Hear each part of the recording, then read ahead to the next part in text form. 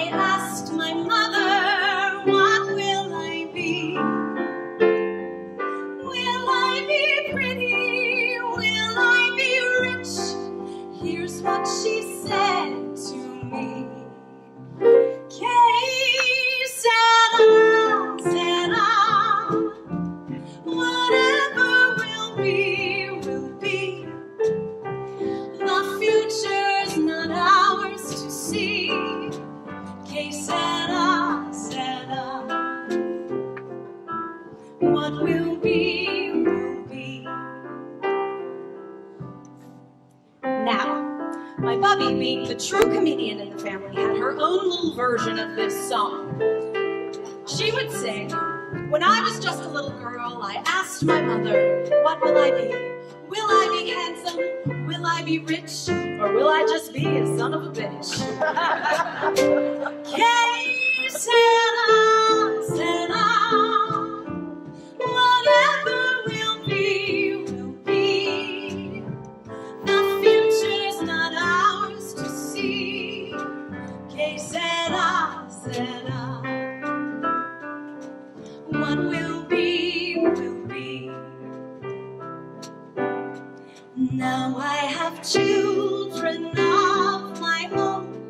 They ask their mother, what will I be? I don't say that. Will I be pretty? Will I be rich? I tell them tenderly. Que sera, whatever will be, will be.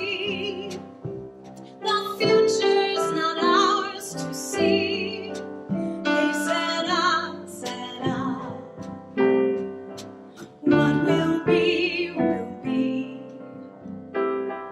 What will be, will be.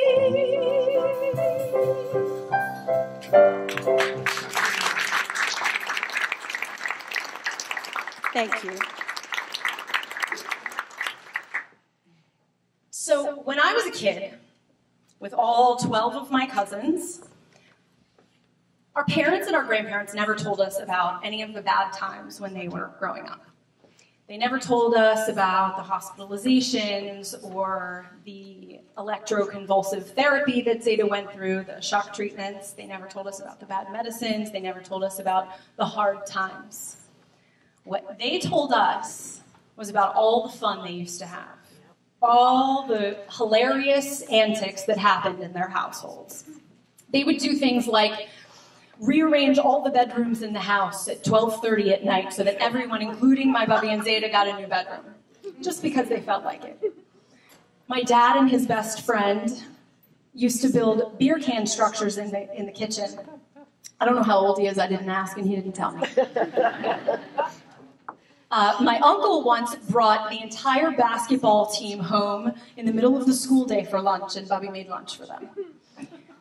They always made everyone feel like they were a part of the family, no matter who you were, no matter how long they knew you, no matter how strange you looked, and I had some weird-looking friends in high school. It didn't matter. They just welcomed everyone. And when I was a kid, my cousins and I would go over to their house, and we'd spend the weekends there. And we would do things like eat chocolate ice cream with crushed-up pretzels inside, and baked spaghetti with American cheese on top. It sounds really, really gross, but I promise you, it's not gross at all. It's fabulous.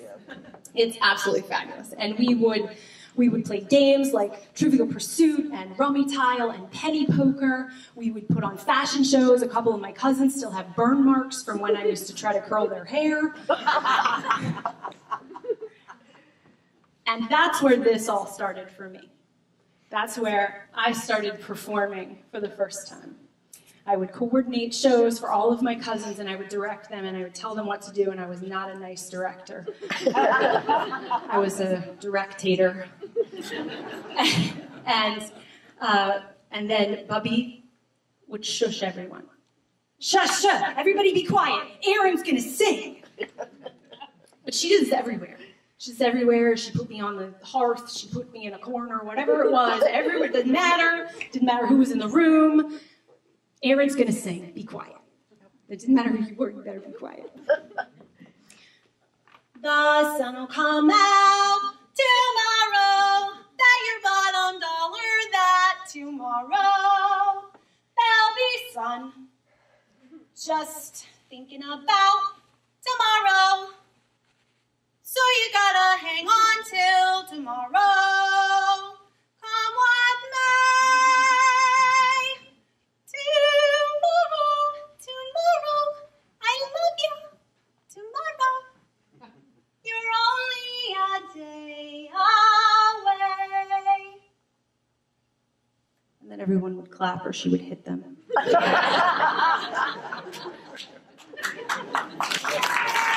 Oh no, I won't hit you.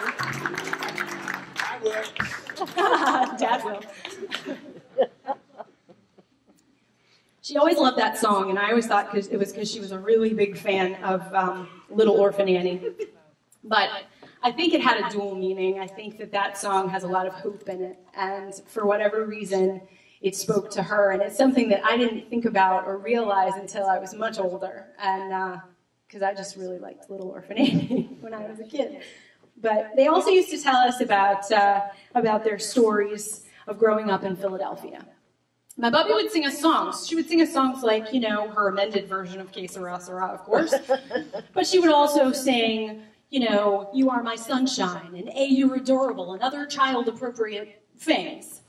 And Zeta would sing, well, he would sing Old Man River and some other things, but there was this one song in particular that he would sing that I had never heard and I have never heard again, but he sang it and he had a little dance that went along with it. It was really fun, and he would take his teeth out and he would go like this. Flat-foot flugy with the floor jump. Floja, floja, floja. And he would do that all over the house. And so I didn't know that this was like a real song. I thought, oh, it's something he made up. He was a goofball and he did that. And he just was looking for an excuse to take his teeth out. So, because wouldn't you? So, of course. So, I recently had this like moment where I thought, oh, I'm going to get the kids together and I'm going to get them all to do this. And I'm going to take a picture of them. For those of you who don't know, I have 3 children. And so I took the picture and I sent it to my brother. And I said, do you see this picture? And he said, do you know what that song's really about? And I said, no, it's not a real song. He said, look it up. So it turns out that a flat-foot flugy with the Floyd Joy, are there any children in the room? Cover your ears, please. Is a prostitute with untreated syphilis.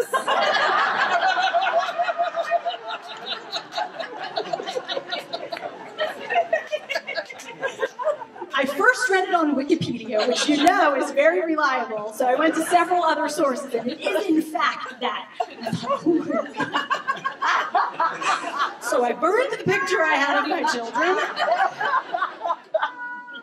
and I put this in the show. So Zeta also would tell us about his life, his childhood. Growing up in Philadelphia, in the streets and the alleyways, he was a street kid. He had friends named Farty George and Freddie Two Legs, who could run from the police and drive a car even though he didn't have any legs. That's right, absolutely. Can't we all? And they would shoot craps and run around the streets. So that was Zeta's life. That was his experience, and that's what he would share with us. Every year on New Year's Eve, all the grandchildren would go and spend the night at Bubby and Zeta's house. Well, I would go whenever they would let me. I'm sure they got sick of me, but... Never. You'll notice that my family is like talking about it. So if I get any facts wrong, you better watch out. So we would go to their house every year, and we would watch Dick Clark's New Year's Rockin' Eve, as did most everybody in America.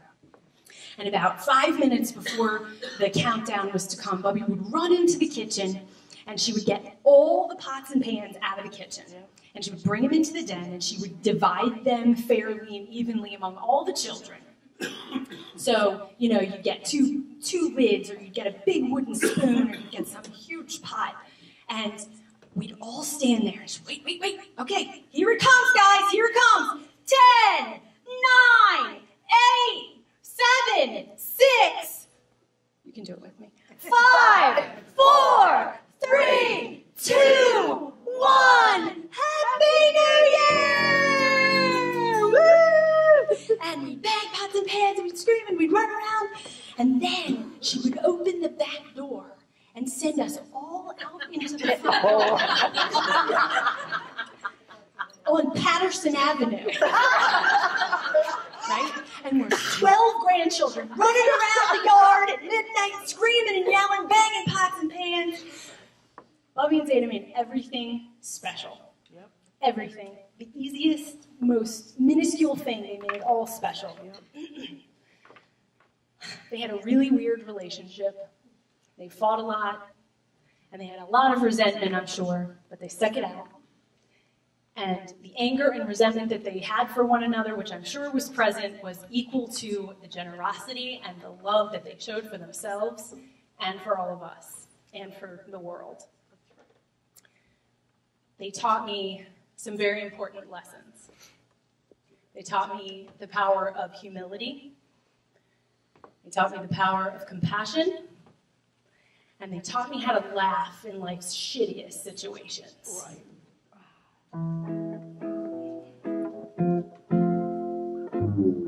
And I know you'll know this, so feel free to sing along.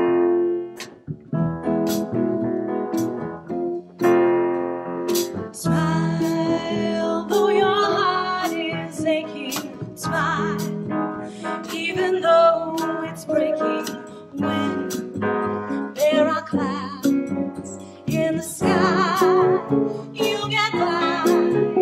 If you smile through your pain and sorrow, smile, and maybe tomorrow you'll see the sun come shining through. Light up your face with gladness, hide every trace of sadness. Oh, take maybe ever someday. That's the time you must keep on trying. Smile, what's the use of crying? You'll find that life is still worthwhile. You just smile.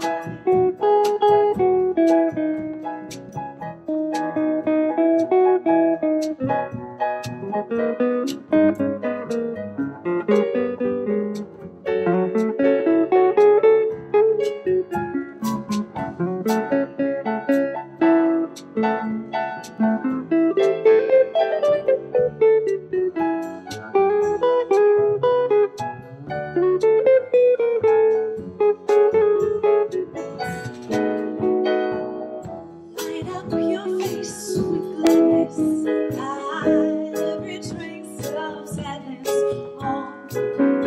Oh, dear, maybe ever someday. That's the time you must keep on trying. Smile, what's the use of crying? You'll find that life is still worthwhile. You just smile.